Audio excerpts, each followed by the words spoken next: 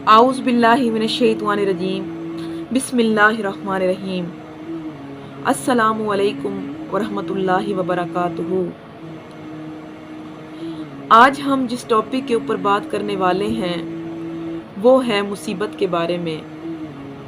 अल्लाह तबारक व तआला फरमाता है कि जब मैं किसी से मोहब्बत करता हूँ तो उसको मुसीबत में मुब्तला करता हूँ, उसको आजमाइशों में मुब्तला करता हूँ कि आया कि वो बंदा मेरे मयार पे खरा उतरता है या नहीं। याद रखें, जब भी आपके ऊपर कोई मुसीबत आए तो हमेशा क्या कहा करें, इन्नल्लाहा मअस-साबिरीन। अल्लाह तबारक व तआला हमेशा सब्र करने वालों के साथ है।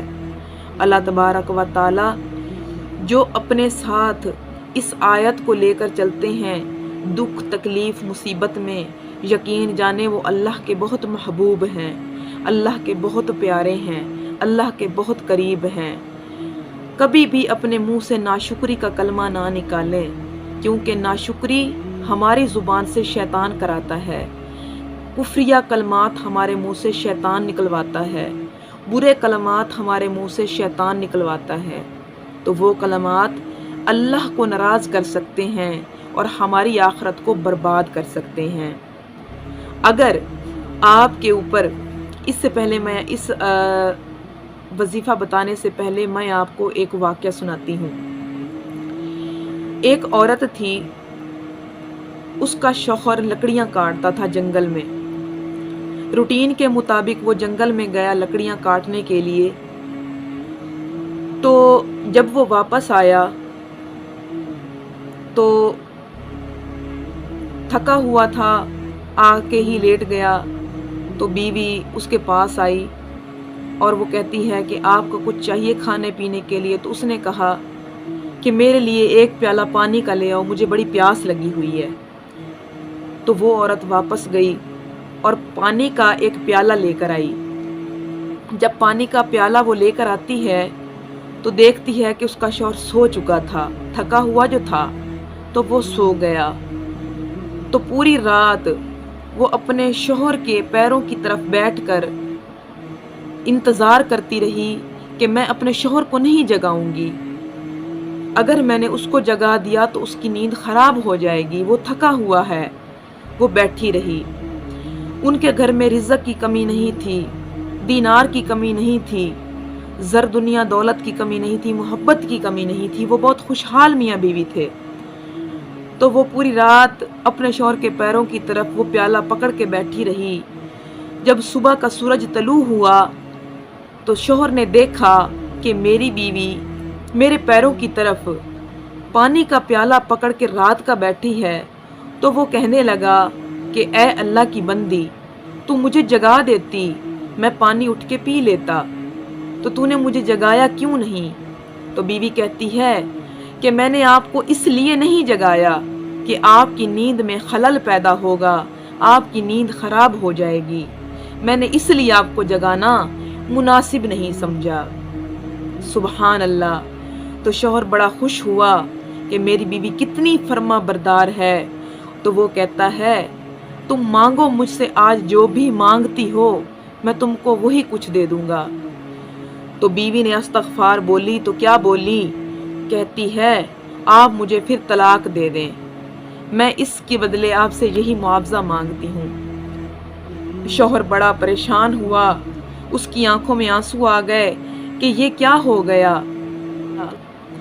वो दिल में कहता है कि मैं ज़ुबान भी कर चुका हूँ, वादा कर चुका हूँ, वादे को तोड़ भी नहीं सकता। वो हमारे जैसे लोग नहीं थे कि वादा करके तोड़ दिया, ऐसा नहीं होता। तो उन्होंने कहा कि मैं तुम्हें तलाक ऐसे नहीं दूंगा, हम चलते हैं इमाम अबू हनीफ़ा की तरफ। उस वक़्त इमाम अबू हनीफ़ा का दौर था। तो समझें आप, अभी रास्ते में ही थे, जा रहे थे दोनों मियाँ बीवी। शौहर रो रहा था कि मेरी बीवी ने तो मुझसे तलाक मांग ली, अब मैं इसको तलाक दूं तो क्या क्या मेरे ज़िंदगी में रह जाएगा। तो वो बड़ा परेशान था। अल्लाह से हम कलाम दिल ही दिल में हो रहा था। तो जैसे ही चला तो उसके पैर पर पत्थर लगा, उसका जो अंगूठा था उसका नाखून निकल गया और उसके अंदर से खून चलने लगा। उसका पैर जो था वो खून से तर हो गया। تو بیوی نے ادھر ہی دوپٹہ پھاڑا اور شور ڈال دیا اور اس کے پیر پر پٹی باندھی کس کے اور رونے بیٹھ گئی۔ کہتی ہے کہ اب آپ واپس چلیں، مجھے آپ سے طلاق نہیں لینی۔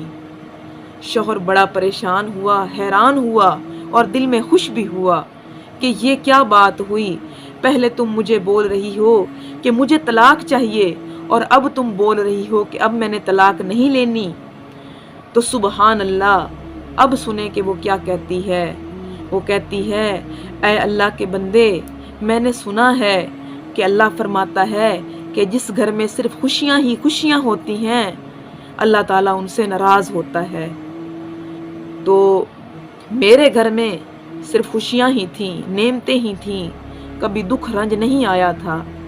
تو میرے دل میں یہی تھا کہ اللہ ہم سے ناراض ہے، تو اس لیے میں نے کہا کہ اگر مجھ سے اللہ ناراض ہے، اس گھر میں صرف خوشیاں، تو مجھے طلاق چاہیے۔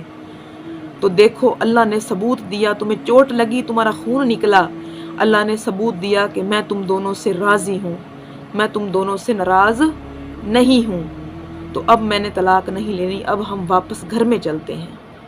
تو دیکھیں، یہ ان لوگوں کی سوچیں تھیں، یہ ان لوگوں کے اللہ پر بھروسے تھے، اللہ سے وہ ایسے اپنے معاملات جو تھے وہ اپنے طے کرتے تھے، چیزوں کو دیکھتے تھے۔